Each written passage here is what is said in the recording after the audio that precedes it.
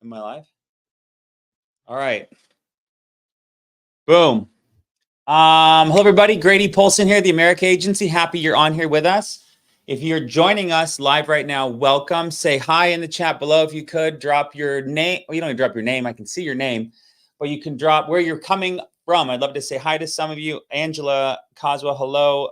Lauren Garza, hello. Nice to see you guys.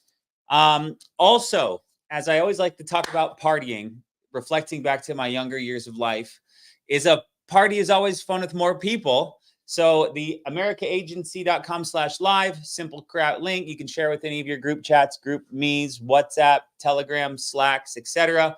The couple we have coming on here in just a minute, I can't say enough nice things about, and nice is the wrong word. I can't say enough impressed things about, meaning the fact of what they've done, where they came from, how successful they were, than to see the opportunity inside the insurance industry and come in and not just kind of float through like most people do. That not just business in life. Most people just are floaters. And Morgan and Ryan came in here and Babe Ruth didn't hit the cover off the ball. And they built an incredible agency. They sell like crazy. They're leading from the front every day. They're giving their hearts to their team, and they're just all around good people. So if you're interested in selling more, if you're interested in building an agency, if you're interested in learning good habits, disciplines, and processes on how to become successful, not only in business, but in life, and you want that for yourself, but you also want that for others around you, invite them to join us on this call, theamericaagency.com/live. Real simple. We also go live on a few other places like Facebook, like Instagram. We should be on our Best Business Ever channel, and also here and YouTube. So, all right, let me jump into quick updates, and we'll get Morgan and Ryan on here in just a minute because I know you want to see them and you don't want to hear me yammering. But a couple updates. Hello. Well, let's say hi to a few people. What's up, Angela in Reno? Hello. Phoenix. Hello, Ben. Jeremiah in Fredericksburg, Virginia. Who else do we got? I saw Al in North Idaho. What's up, guys? All right, perfect. Keep rolling.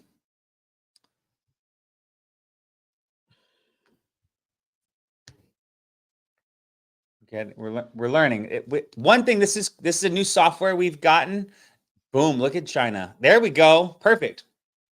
We like it because we've used Zoom a ton for years. It was the gold standard until it became, I think they're so big that they're not catering to someone like our business model, which is trying to not only stream content, but as well repurpose that content. And we paid for the $7,000 a month Zoom plan, and still the quality that they would deliver to us would be like 360p. And if any of you have a TV, you have probably a 4K TV, and 1080p is what you had 10 years ago. And 360p is like an old camera that your grandma probably gave you as a birthday present 20 years ago when you look at the back of the camera. That's how Zoom delivered all of their content to us. So it's just very frustrating, but we're very happy to be here on StreamYard. Hello, Frank from Richmond. Nice to see you. And so there we go. So we're doing our best. Thank you for working with us and trying out new stuff. But here we got Morgan and Ryan. Go back to that for 2 seconds. I just want to give them some flowers. More flowers. I'm flowering them all day, like a gardener here. Discover how their transition from mortgages to insurance fueled their rapid agency growth. Hear their strategies and mindset behind building a dynamic, rapidly expanding business. So perfect. Morgan and Ryan will have them on here in just a minute. Let me get through quick updates. And we'll get rolling. Convention's coming up, obviously not coming up, but it's coming. Get yourself registered, fflconvention.com in Dallas, Texas. Huge event last year, tremendous success. Looking forward to seeing a ton of people out there again. We'll keep rolling. Cancun retreat is another thing that people are qualifying for like crazy right now. Started August 1st, goes all the way until May 1st. In that period of time, if you pay over $250,000 of life premium, you put yourself in a position to qualify for a free trip to Mexico. And I mean, who doesn't like Mexico, right? I mean, you know, who doesn't like a trip? Let's go there. So Cancun, Mexico, 4 days, 3 nights, beautiful resort. Do we have the resort image, or which is okay if we don't? Dude, it's okay. It's the Waldorf Astoria. That is an incredible resort, incredible company chain. I think back to Home Alone 2 when Kevin was trapped in New York and he stayed at the Plaza, which was a Waldorf Astoria. And that was a very nice hotel chain. So love having those options for our agents, for our producers, and people that are putting up numbers and putting up numbers consistently. That's what this treat is meant to do and reward, is consistent production. And why not qualify for a free retreat? Other carriers have bonus as well. Talked to Steve Weber with Trans last month. They've got a whole trip to Deer Valley, Idaho or Utah, wherever. Deer Valley, not Deer Valley, Phoenix. You don't want to go to Deer Valley, Phoenix. That's our Arizona. There's not real much. You're not really enjoying Deer Valley, Phoenix. But Deer Valley, it was Deer Valley something. It was beautiful. Was it Utah or Idaho? I don't know. Deer Valley. Beautiful. Sell 100 with Trans and qualify for their trip too. A lot of companies have other trips. Multiple trips you can qualify for, multiple bonuses you can qualify for, and just all around commissions on your own production. So just an absolute great opportunity happening here now. Moving on, we have an event coming up in, what's math, China? 25 days, Ignite. We hosted an amazing event in Las Vegas a few months ago. And it was such a tremendous success from a West Coast event that the East Coast teams felt inclined to do their own again. And Ignite Sales Conference, 2 days of free training from top industry professionals.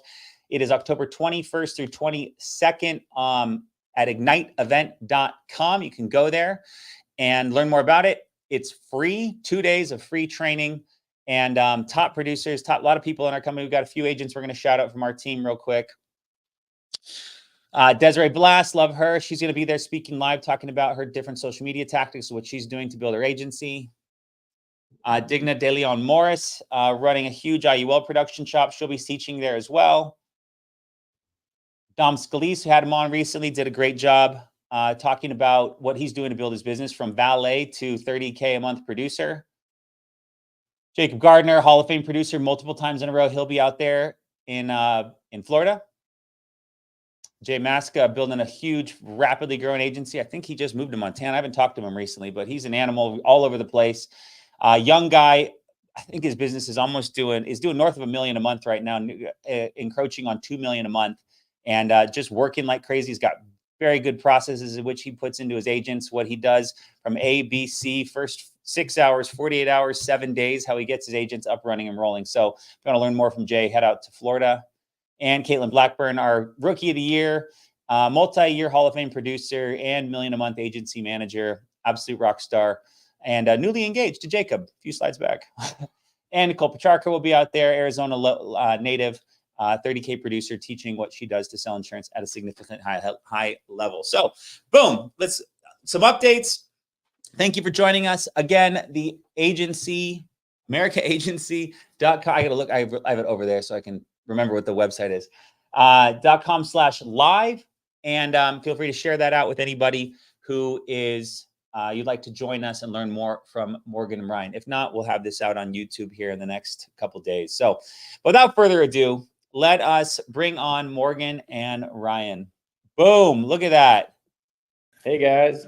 You figured it out. That was quick. Thanks for having us, man. You got it. Well, thanks for coming on. Let me give you a proper intro and we'll get this thing rocking and rolling. So, all right, love everybody. Grady Polson, the America Agency. Beyond excited to have Morgan Rosenow and Ryan Manrique on with us. I've known them for going on 2+ years now, and seeing them continue to come in, be focused on their business, be focused on growth, focused on finding new people and putting them in a better position has been a tried and true part of their success in this business. They sell at a high level, they recruit at a high level, and their agency did over $500,000 in issue paid volume last month. Tons of top producers, many agents already hitting Hall of Fame, working within their agency, and just incredible what they've done. But the thing I always just like to echo on, and we'll get more tips out of them, is they were very successful before they came here. And you'll know this when Morgan starts talking, but she was going to be an attorney at some point, or lawyer. I don't know what the actual difference is between attorney and lawyer. Maybe you can tell us. But she is one of the most well-spoken women I've ever communicated with, which is a testament to skills she's developed. Ryan, one of the hardest working people, one of the top producers, selling all different verticals of products. But they did that because they came from a different industry, and mortgages will just, share it. And where they were very successful, walked away or were forced away with the massive change in the industry, and didn't just roll over, didn't go, I'm going to start selling, affiliate products on Instagram. I'm not going to go get a job somewhere or go do something. I'm going to go talk to my successful friends. They connected with Nina and Hayden, learned more about the insurance industry, and the rest is history. It encapsulates 2 years of life. But it's hasn't been easy, but it's also has been incredibly rewarding, I hope. And I just want them to share with you guys what it takes to make it happen. So I'm so glad you're on, and it's so good to see you this week. They hosted a lock-in at a mansion here in Scottsdale, Arizona. It's absolutely beautiful, where they took care of their team and put them up in a beautiful environment, and then coached them and helped them make money. Maybe we can get an insight on the total success of that lock-in. But I'll stop talking now because I just want to hear from you guys. But thank you so much for coming on. Do me a favor, guys. Drop a 1, a 2, a 3, a 5, a high in the chat below. Show Morgan and Ryan some love for taking the time out of their very, very busy day to give back to everybody to try to learn and become more. So without further ado, how are you doing today, guys? Thank you for that Awesome. introduction. Happy to be here, man. Appreciate you. Awesome. Appreciate it. Well, cool. Well, so give us I would love, everybody doesn't know your story. We've had a great video with you guys before that got a ton of traction, but just to kind of recap your story, right? How you found the industry, how it's going, and what you're seeing here now and in the future. And then we can jump into some more sort of sales, recruiting type stuff. Yeah. Sure. So she actually started in insurance before me. I was in the mortgage industry for about 6 years. And that's when I met her, and she was planning on going to law school. And so I ended up, she saw kind of how much money I was making in mortgages, and she's like, oh my God, like that's crazy. So she ended up making the move into mortgages, into sales with me. But then interest rates started going back up, and I'd been in the industry long enough to where I knew that it was just really cyclical. Like you could make a lot of money one year, but then the next year you're making like literally 20% of what you were making. So the second time around when that happened, I was just like, this just isn't really sustainable. It's not something that I see makes sense for us long term. And so she actually was kind of the guinea pig, and she made the move into FFL first. And who was it? It was Nina, right? That got you. Yeah, we met up at press at the Scottsdale Quarter and chatted for a bit. But I was one of those ones that kind of, like you often say, Greg, I side-eyed it for a little bit. Because at the time I was 22, so I was making good money in mortgages, but I knew I wanted out. I hated like the pipeline, and there was just a lot of things going on in the industry where I kind of wanted to, be able to escape from that. So I did kind of do what you did, where I did kind of lay down at first. I was like, oh, I'm gonna get an e-commerce store. Like I'm gonna do one of those Amazon FBA. I'm gonna pay some guy 25 grand, and I'm gonna make all this money and be able to like do whatever I want to do. Spoiler alert, that didn't happen. I just lost all the money. So I essentially, tried doing that for a couple of months. And then I was like, okay, that's not going to work out. So let me actually like take this insurance thing seriously this time. So I would say it was like towards the end of that year, I sold my first policy. I have a very funny story that I won't bore you with of my first travel trip in Oakland. I was in home. These are the best. This is the real stuff. I want to hear about it. It's crying from a hotel room, because that was back when we were all still doing it in home. Yeah. And so, she was in she flew out to Oakland, California, which I don't know if when the last time you went to Oakland was, but it could be a little sketchy in some areas. Now. Yeah. So she called me like crying, and Yeah, that was my first experience. I sold one policy. Okay. It was an ADB for approximately 140 AP. So it was really exciting. Oh, wow. That was all I had to show for it. Yeah. So I was just like, you got this, babe. So, obviously I had kind of a rocky start, but it was realistically my own fault. I just wasn't really applying myself. I wasn't taking it very seriously. So it kind of ended up just a perfect storm. I kind of found out about IULs. I kind of aligned myself with some people in Arizona, and I started actually kind of getting to work. So around January, I had a like a 40K week, I think it was, because I sold a couple policies and I sold a big IUL. So then Ryan was kind of like, okay, like, well, what is this? It's actually starting to kind of work out a little bit. So that's when we kind of had the conversation. At first, it was a little bit of a joke. He was like, yeah, I'll just For the take record, the though, test. for the record, like I didn't know anything about insurance. I didn't even know that there was like a lot of money in insurance. I had no Yeah. idea. So then once I saw that, I was like, wait a minute. I was like, there's a real opportunity here, right? So that's kind of what led me to end up making the jump over. Yeah, at first he was managing a branch. So at first it was kind of a joke. It was like, maybe I'll just do it on the weekends, kind of just see like if it could be a good thing to transition. But then when he took his exam, he basically was just like, hey, so I was thinking like, I'm just going to quit. I'm like, wait, what? What do you mean? Like, I wasn't fully prepared for that. But, we both kind of had the mentality, and this is what we'll kind of get into when it comes to the team building side, that we communicate a lot with our own team. This isn't really, in our opinion, in the industry to come in and try to just do part-time and kind of, just give it half of what you've got. It's just not worth it to do that. So he was like, if I'm going to do something, I'm going to do it. Right. So he ended up coming in full time. And I guess the rest is kind of history. And in that sense, because it was just a little bit of a perfect storm in the sense of we jumped a little bit before rates and everything got really bad. And we had a good reputation in the industry because we had performed at a high level. So beyond that point, when everyone was like, okay, now rates are slowly creeping back up and I need somewhere to go, we were kind of the first person that they reached out to. But it was because we kind of had the foresight to make the jump before things got really bad in mortgages. That's it. Everything is timing, and in business, it's timing. In real estate, it's location. It's so interesting you say that about your perception of insurance early on, because I think a lot of people's is like, there's a State Farm office on every corner, right? And then you think of the farmer's guy and the State Farm, like that's insurance. And then you think about the other angle is like Edward Jones and Morgan Stanley and these like, is that where you get insurance from? And then we kind of exist doing billions of dollars of production over the phone with people that request it, but just live in this alternate, not massively public universe of selling life insurance to people that request it because we work leads.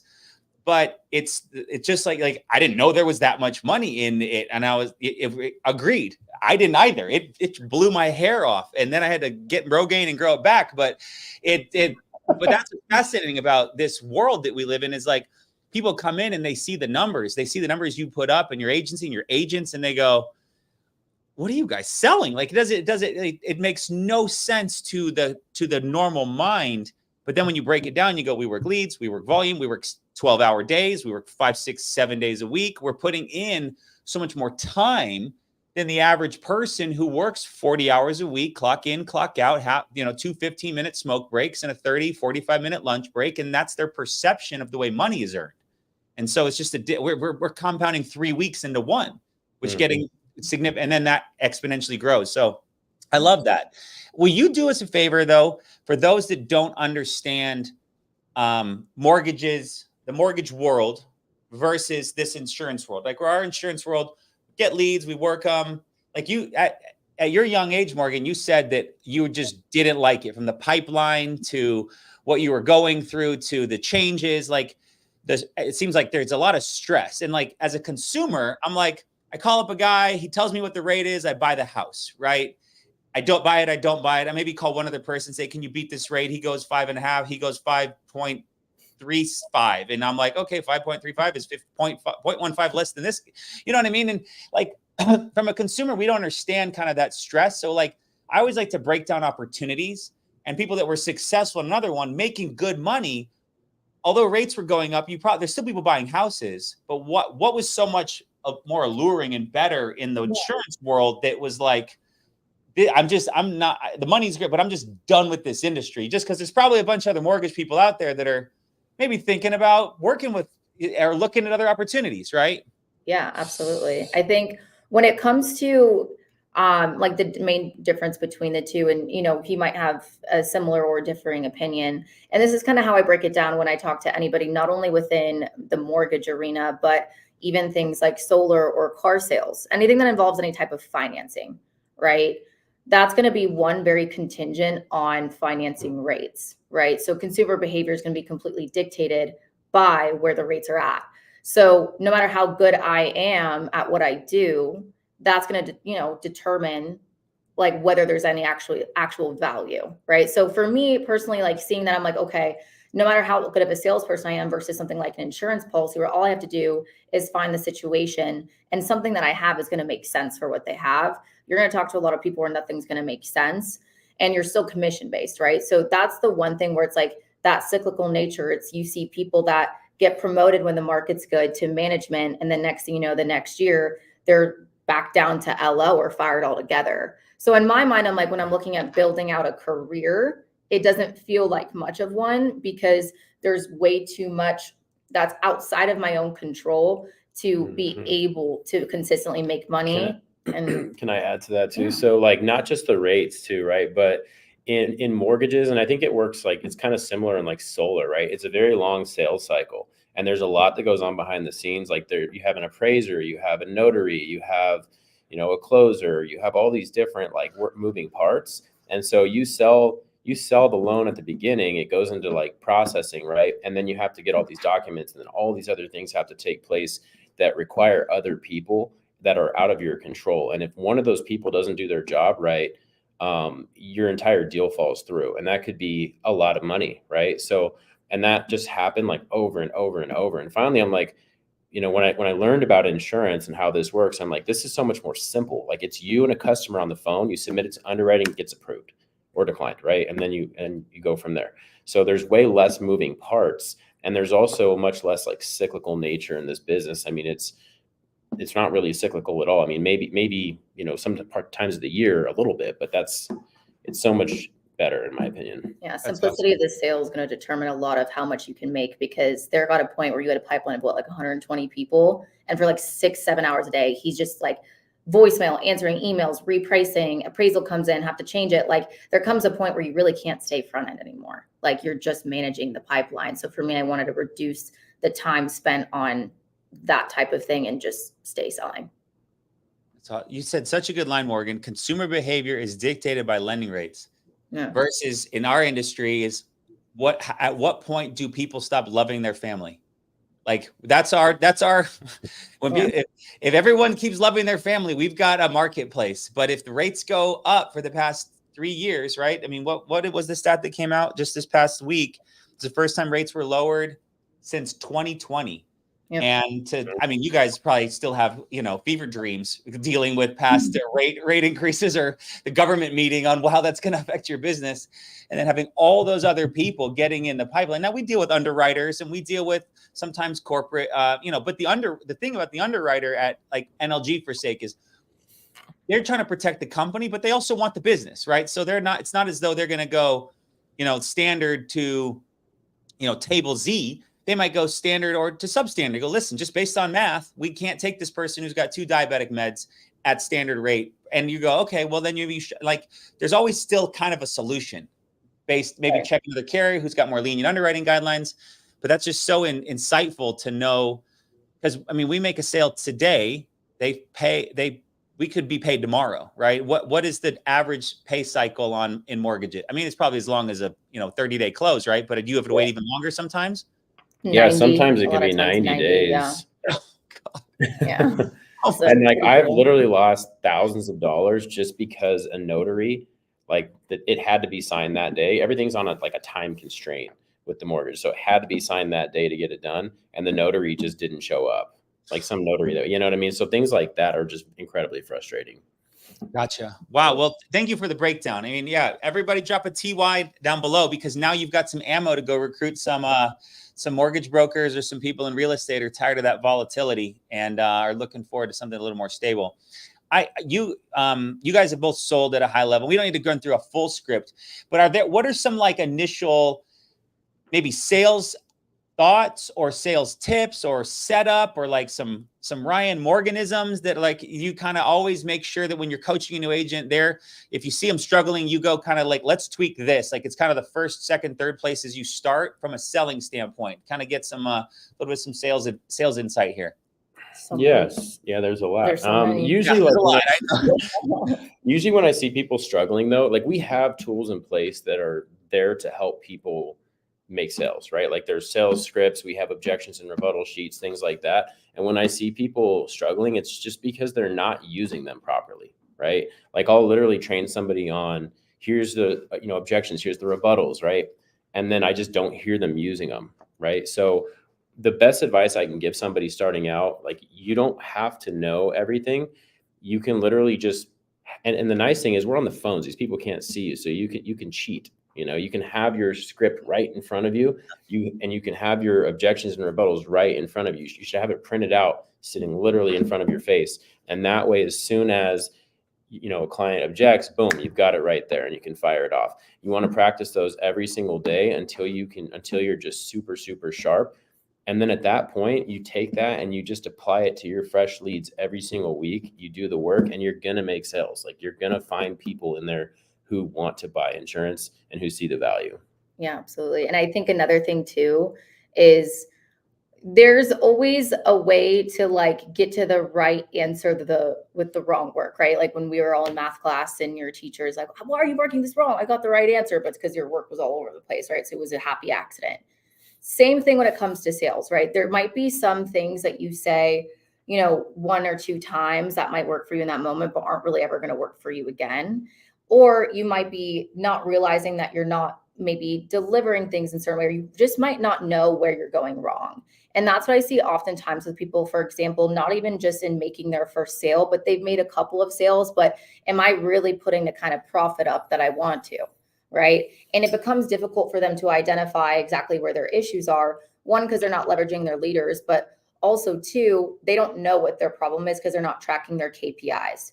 And what all that means is a key performance indicator. And for insurance, when you're looking at an insurance presentation virtually, it usually boils down to 5 things, right? Leads purchased, and I have a tracker I could share. Awesome. But it would be like leads purchased, dials made, and most people stop there, right? Like, okay, cool, I'm tracking my activity, perfect. But we got to take it a step further because I can track my activity, but if I'm not getting the results, how am I supposed to determine what's preventing me from getting the results, right? Is it contact rate? Is it presentations? And I'll get into that. So the next thing that you need to track is how many presentations am I getting into, right? How many times am I pitching numbers? So the next one that you're going to want to track is, okay, how many applications am I getting into? And again, most people would stop there, but you want to take it one step further and how many people am I actually closing? What that'll tell you, right, is let's say I'm getting into 5 presentations out of my leads. I'm going through and I'm getting into, let's say 3 out of 5 applications. That's a pretty good close ratio, but let's say I'm only actually closing 1 of those 3. Well, when I look at that, what that probably means is I need to brush up on my e-app objections, social, banking, or maybe I see I only gone into 2 presentations out of 500 dials. I probably need to work on my intro and my rebuttals in my intro. But if you don't have any of those statistics, you don't really have any really guidance as to what you need to really work on. What trainings do I need to watch? What do I need to practice? So you need to have an understanding of where your strengths and your weaknesses are to get better. I think too, like just having that is super important when you're starting out, because then it's like you can take, if you don't really know how to improve there, you can take those to your upline and your upline can look at that and say, okay, clearly this is where we're going wrong. So let's focus on this, right? Like if it's the intro, if you're not getting into presentations, obviously that's an issue with your intro. So we can dissect that and then help you in that area. Yeah. But if I just go to Grady, I'm like, hey, Grady, I'm not selling. And you're like, okay, how many leads are you buying? I'm like, I'm buying $2,000 a week in leads. You're gonna be like, beats me, right?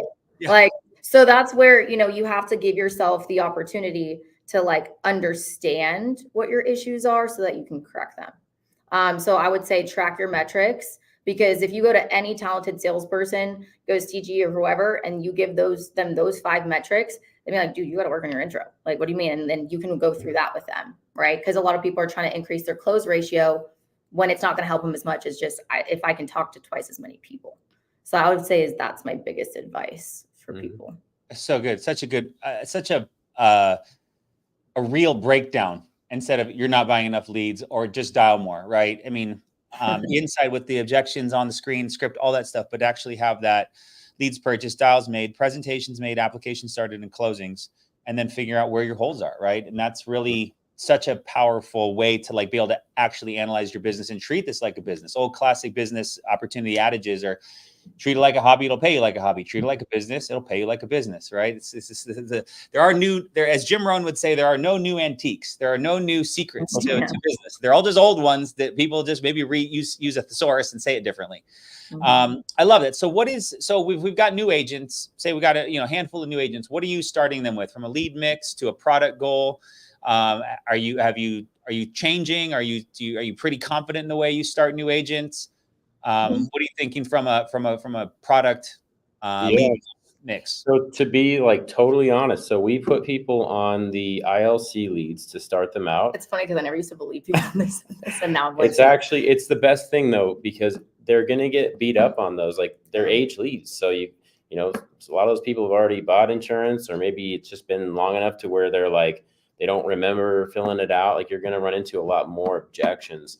And so we like to actually start people on those so they get beat up a little bit, and they get really particular bronze or silver. Silver. I mean, I've been doing a lot more. Basically, they just get a boatload of them. I mean, bronze are what, $2, $3? I mean, like $1.50 or something. So $1.50 for a number of someone that loves their family. I love it. And the biggest thing with that too is, like, if you jump them straight, like no matter how much you train somebody, like the real test is going to be in the actual presentation. So if you just bought an $18 or $30 lead, you only got 20 shots or 15 shots. It's going to be a lot more stressful, and you're going to have a lot more of a shot of, not having the opportunity to mess up in the same way. And so it gives you just more of that opportunity to, really be able to, again, figure out your metrics. Where do I need to improve without this? I just spent so much per lead. So you have that like sales breath, because every single presentation you're in, you're like, I have to close this. I have to close this. I have to close this. Right. So it gives you an opportunity. You're like, whatever, it was $1. I'm just move on to the next one. So I think that's, generally where we're starting people. Yeah. And then it's like, once they get really good on those, then we can move them to, term leads or mortgage protection or IULs or whatever the case may be, right? Because they're at that point, they're more comfortable with the conversation. They know how to get through an app. They've had the reps. That's awesome. That's good. And so in that vein, it's going to be term and final expense or need based, but you're not jumping them to like IULs to start. You're kind of just going, what's the simplest path to getting a deposit? We tried that, and I just think it didn't make sense, because like she said, the leads are going to be more expensive typically. Yeah. And so it's like, if they only have 30 at bats, they can blow through those quick if they don't know what they're doing. So just to get them like the basic understanding of like the call flow, the apps, all that stuff, it's good to start them with cheaper age leads and then graduate them. But also above and beyond that, I feel like if you jump straight to IULs, because the reality is IULs are not an easy thing to get approved for. So if they're getting declined, they need to have a good idea of like, how is this insurance? Like, how can I build up value in the insurance? Maybe do a whole life or something that's still going to make sense for their situation. But if they were never able to really just sell life insurance first, they can't really do that. So there's a lot of business you can't recapture. So I like to make sure that people have like all tools in their tool belt, so to speak, before I'm jumping them into something so niched. That's awesome. That's great.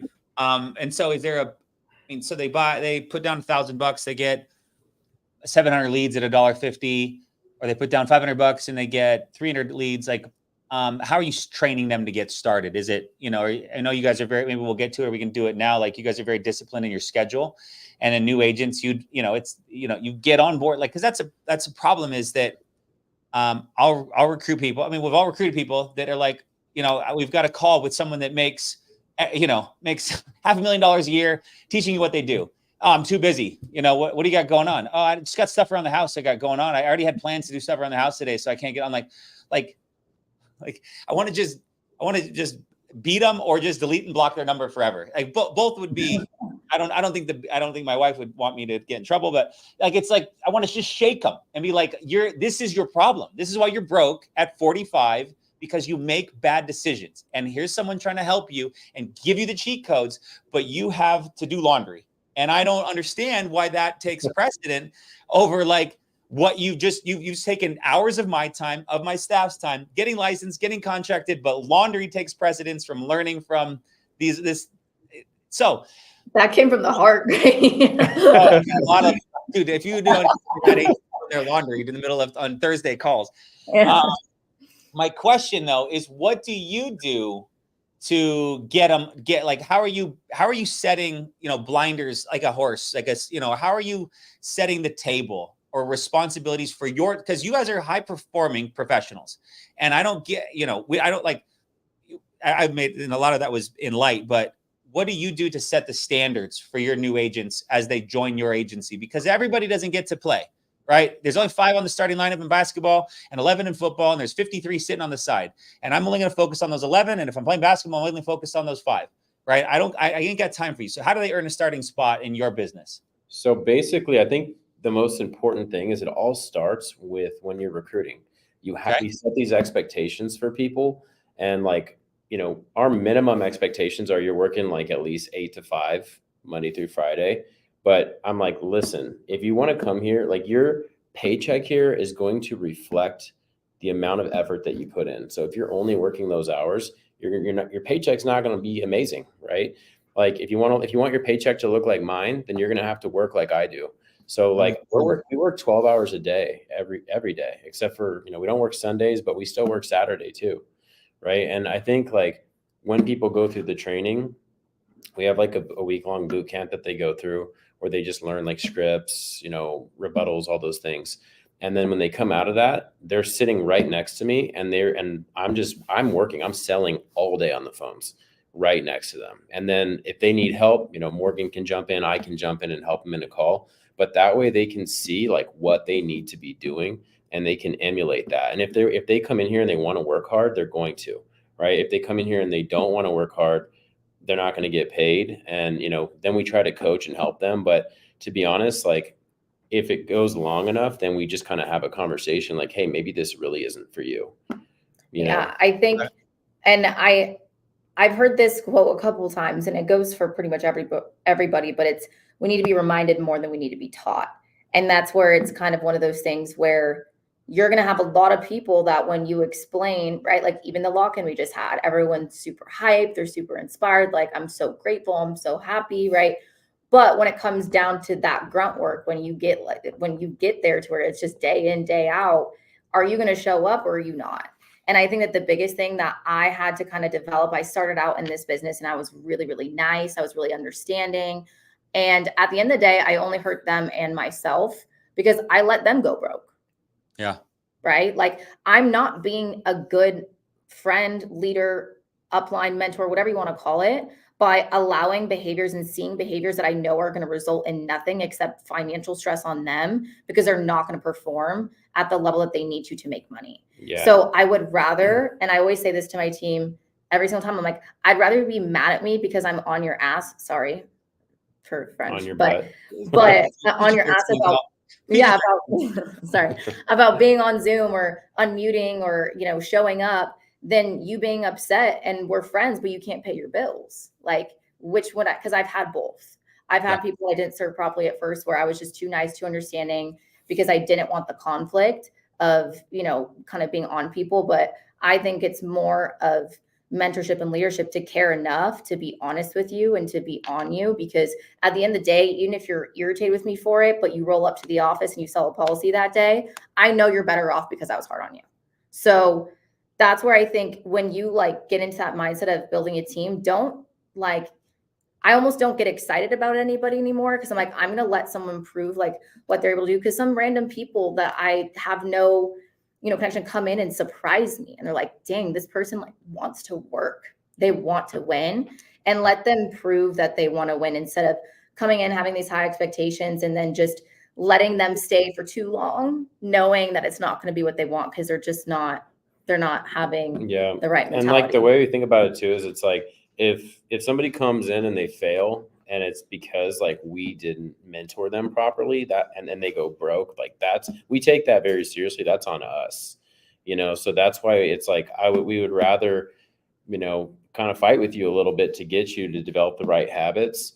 That way you make it, or you leave the business before you end up going broke. Yeah. But it's also important to say that anything that we tell people do, we're also doing. We're also to the office early and leave late and do Saturdays and all the things that we say that people should be doing. Because if you're telling people to do stuff and you're like out by the pool and not do anything, you're kind of just a dick, right? So at the end of the day, you have big goals. You have big financial goals, right? Mm. You can come in here and sell policy a week and make $5,000 a month, and hopefully it all sticks on the books. But if your skill set's good enough to keep them all on the books, but you have massive 6-figure monthly goals, and that's okay, and you shouldn't apologize for it. And a big part of, I think, what you just talked about in leadership is like too often, like we'll have an agent that we recruit that's, I don't want to say cool, or someone that's like just like us, right? They're maybe same age length, they're going through some similar things, but they need this to work. And we go, weaker leaders, early on leaders go, well, this could be a friend. Like I should like, oh, hey, what's up, bro? And like talking to them like a buddy, versus in the beginning, it is mentor, mentee, leadership, learner. It is strong, guarded, gated. You don't earn my time unless you do actions. And then down the road, you can be like, let them, like, because if you're too kind and coddling early on in the beginning, then they're not going to hear your words like I'll use like a parent trying to instruct them. They'll hear them like a buddy going, just giving you some side life advice. Yeah. And then down the road, they perform. Like, I mean, I bet there's agents that have become friends, and there's agents that you thought were friends that now don't work here anymore. And I've had the same thing happen over and over and over again. And that you have to just pull back and go, I'm not looking for friends. I'm looking for business partners, and they need me to be strong and kick them in the butt a little bit when they're and challenge them and tell them that I'm just struggling on the phone. Well, okay, let's change your script. Let's see. Well, I'm not selling as much. Well, how many appointments you book? 4. Well, why imagine what your business would if you booked 8, like being that tough. I'm not going to sugarcoat it. And that's this business. This business is like, we're all independent contractors. So I don't have, Jade's in the other room going, HR is listening, but like, we don't have HR. Like we're not cussing and abusive and rude. We're direct. The effort you're putting in is not commiserate, or does not equal the goals you have for yourself. And I love what you said is like, you're working 6 days a week, take Sunday off, of wonderful. But this isn't forever. People are listening going, well, I've got kids and I've got this going on, and my son has this. And I'm like, I did too. When I started, I had 3 children under like 6 and a wife not working because I had 3 children. No one had more excuses. And I'm not going to talk about me. I've talked about, but if you can either have your excuses or you can have the life you want, and you cannot have both. And that is a challenge that your choices to work so hard right now are building an asset, or building you an agency, or building you wealth. I'm sure your savings, you're building a home, right? Like just wonderful things, because for a short period of time, fast forward 10, 20 years, this 3-5 years of hardcore effort is going to be like, you're going to look back and smile, right? Going through it now, you're like, here we go again. Let's get it, honey. People are watching. But now you look back and you go, look what we did. Look what we did. Wake up, hold each other, you hold hands during a Netflix show, and that like how proud you are of each other because you earned that 9:30 at night Netflix show because you put in so much effort to build the base of what you have. And I went off a micro tangent loving on Morgan and Ryan, but it's the same message to anyone that's listening now or watching or in the future, is that you can't have your excuses and have the life you want. You've got to sacrifice for a little bit, and it's not forever. It's not a prison sentence for 10 years. You're not getting locked up for 20 years and you're not going to see your family. This is you just becoming the best version of your hardworking self and building a skill set that now allows you to teach others and put them in a position where they can change their lives too, which is what you've done. I had trying to give me a list of all your top agents, and I was like, holy cow, like these are huge numbers that you guys have, but that's because you paved the way. And I don't know. I love it. And I think it's important to note, because I heard this a lot too, and it just sounded kind of miserable, but like, it's important to note, like, it can also be really fun. And that's where I have a lot of gratitude to other leaders, in the industry. I can't take a lot of credit for, my personal growth in the ways that I've run the business, because I just basically steal stuff from other people that I respect. Like, I emulate a lot of like what Bowen and his team does, where it's like, it becomes easier to put in that kind of effort when you just really enjoy what you're doing. And that's where lock-ins, like bonding with the team. It's like when you have the people that have the commitment and you can like model that for them, and now you all have money to do fun stuff. Like, that's also really fun. You know what I mean? It's like you work really hard and you can create environments where it's very fun to have, like, even in that pursuit of the life that you want. So find ways to make it fun as well. Like, don't make yourself miserable. We're not having to go in home anymore. So you can do lock-ins. Like, you can go, be with other people as long as you're still staying focused.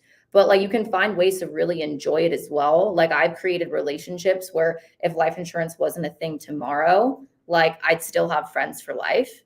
And like, that's where you can also make it a really fun thing. You just have to find a way to be really honest with yourself about, who you're being and the effort you're putting in. I can say that from experience because I had to look at myself as to why I wasn't where I wanted to be. You know what I mean? So it's a big thing. Awesome. Yeah. Okay, so let's talk about I want to close this out, a couple of minutes left, where you're finding people you're recruiting. And then also, like, you guys are pretty disciplined in your habits. So like in those 6 days a week that you're focused and working, kind of what is the schedule of a Morgan and Ryan so people can go, okay, they laid the blueprint. I can copy that. So maybe where you're finding people, and then we'll close out with your habits and schedules, because I know you guys are just you're focused. Yeah. So we hire a lot of people off of social media, like Instagram and LinkedIn mostly. And, we didn't used to do this, but like we have a system in place now where like she spends a lot of her time doing the recruiting. I spend a lot of my time selling. Like I'm selling all day, right? Because I'm trying to show people what's possible. But she's on there literally just setting up like hiring calls every single day, multiple hiring calls. She's hiring people, she's doing onboarding. And I mean, it's the conversation. You can just reach out to these people, look for people that seem like-minded, people that look like they may seem like they would do well in this. Maybe they're looking for an opportunity, and just send them a message and just something casual, start a conversation, right?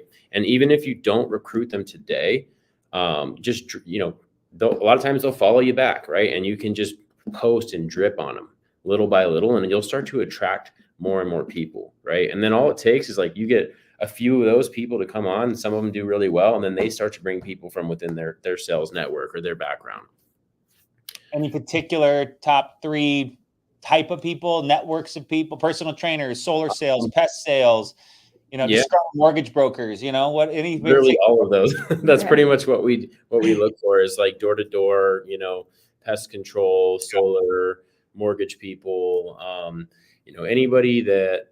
So I've even like looked at, bringing on some bodybuilders, because like they're obviously very disciplined, and they understand that like, building something great takes time. It takes patience. It takes consistency. And that's exactly how this business works, right? Like most people don't just come in here and like make $1 million right away, right? Like if you want to get to that level, you can, but it's going to take lots of time and patience and perseverance.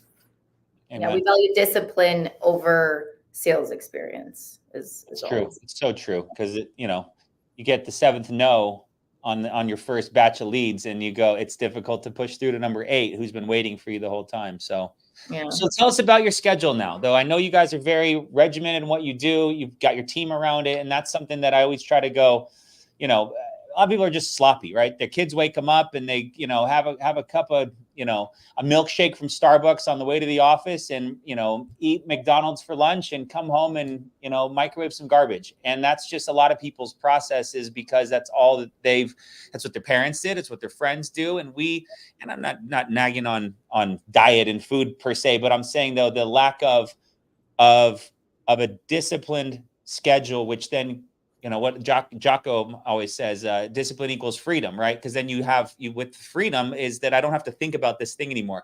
Why Steve Jobs always wore a black turtleneck, and who else? We'll just leave it at Jobs. But so what is your guys' schedule and things that you live by on a daily basis that kind of has helped create and give you anchors? Yeah. Well, we are really big on morning routine.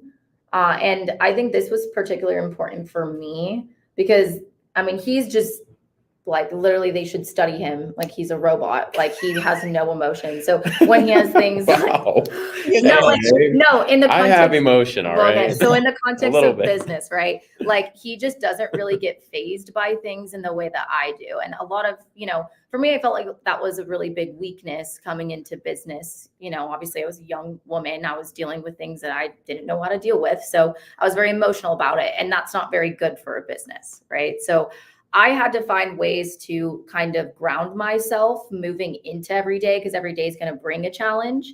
And I notice now when I even if I go on vacation and you think that you're going to be more relaxed, but if I don't do my morning routine now, I wake up cranky. I'm just not as in good of a mood. So we generally are waking up at 5 a.m. No, it's not exactly 5 a.m. every day. Sometimes it's a couple minutes before, sometimes it's 30 minutes after, whatever it is. But 5 a.m. we're up, we're at it. I've been trying to include meditation into that morning routine because, again, I need a little extra work on grounding myself. But the important thing is getting in some type of physical activity. It doesn't have to be the gym. A lot of time for me, it's Pilates or, something along those lines. And then also listening to some type of podcast, whether you want to have David Goggins yell at you or you want to listen to Alex Hormozi or whatever it is, some type of something that's going to put you in that right mentality, because it just does something where it starts you off on this note. If you're listening about how Alex Hormozi lost millions of dollars in his first business venture and it took him so long to do this, but now he's a billionaire or something like that, you almost go into, I don't know, into the day with this mentality of the challenges are okay, they're welcome, as opposed to I roll out of bed at 7, I immediately wake up, I check my phone, I see an email, maybe I have a charge back from America, I'm right? And then I wake up, I go brush my teeth, I go straight, try to work. I haven't had any time to myself. It's important to me before the agents and everyone starts coming to me every day. I have that hour to myself at the gym to you know what I mean, feel good. And I'm listening to something that's going to put me in the right mentality. That's been huge for us. And then usually what that also does is I go home, I get ready. I'm not going to mess around and pet the cat or whatever it is. I'm going to get ready. I'm going to go straight to the office. Usually we're to the office before 8 a.m. 8 a.m. we have a huddle with our team because we do have an office. We invested into an office here in Arizona where a good amount of our team is located. Not everybody, but we do a huddle in the morning every day at 8 a.m. and then we just kind of do what needs to be done that day. Right now, Ryan's just ripping appointments and I'm kind of full-time hiring, training, onboarding. We felt like it was just a little bit of a more seamless system for us instead of trying to do a little bit of everything. So that's pretty much the day. And we don't really have a time that we leave. It's kind of just till the job is done. You know what I mean? It's not we stay till 6. If it's 7, it's 7. If it's 7:30, it's 7:30. If it's it's just until we get everything done that we need to get done, It's awesome. When do you lift, Ryan? We basically run the same kind of schedule, and this is the thing, we didn't always do that. I've always lifted, but I used to go after work. Right. But we decided we wanted to get ourselves, because this business is 100% mindset. And we weren't where we wanted to be in business. So we're how do we get ourselves primed every single day before we get here to where we can take on anything. Right. So that was kind of our thought process. So we noticed a lot of other people that were successful were doing that. And so we started doing the same thing. And then, it just, that discipline just kind of bleeds into your business. And then other people in the business, we have people on our team that do the same thing. Right. And lo and behold, they're finding a lot of success too. So that was kind of the whole thought process behind it. And it's been working really well. Yeah. 8, 9 o'clock when the world starts, you've already been up for 4 hours, gotten your mind right, spent some time with yourself, gotten yourself sweat a little. Mm-hmm. And now it's you're so it's noon mentally, right? Where the rest of the world just crawling out of bed, going, still wiping sleep out of their eyes as they walk into the office. Mm-hmm. It's a different way to attack life, which is awesome. I mean, guys, this call was excellent. Thank you so much for your time. Any final advice you have to send this group off to battle as they go fight the demons that are all up here and realize that all the clients on the phone just want to buy insurance from them, but they just got to get there. Any final advice you got to send everybody off today? I would just say the most important investment you can make is yourself. So you should be spending just as much time working on you as you should be working on sales, and that'll multiply very quickly for you. So that would be my biggest. This is going to sound really cliche, but you have to stop chasing comfort and start chasing growth. Everything should be, once you start living for growth, everything in your life will change. Everything in your business will change. You know, you'll become the best version of yourself, and you'll achieve the things that you want to achieve. Awesome. I love it, guys. Thank you. Everyone, please drop a TY in the chat below. Show Morgan and Ryan some love. Guys, thank you for your time. I'm so excited to see where you are right now and see where you're going. I mean, this is just the way you can deliver this so well because you're eating, breathing, and sleeping it. And that's true leadership. So honored to be in business with you. So excited to see where you continue to go here now and in the future. Have an awesome day, guys. Thank you. Have a great day, guys. Appreciate you. All right. Take care. All right, everybody. Thank you so much for joining us. StreamYard is our software service we're using. But, you know, we're having fun here. This should be live on many other places right now. But at the same time, Morgan and Ryan, absolutely tremendous. Go follow them on social, see what they're doing. And have a great day, guys. It's an exciting place to be in business here now. And it's exciting for you if you're here trying to make it happen for yourself. So thank you for joining me. Thank you for joining me. We will have something awesome next week. And then I think in 2 weeks, we'll have some stuff coming up. We'll have it figured out. So weird to close, but appreciate you all. Grateful for you all, and more fun to come. Thank you now. Take care. Bye for now.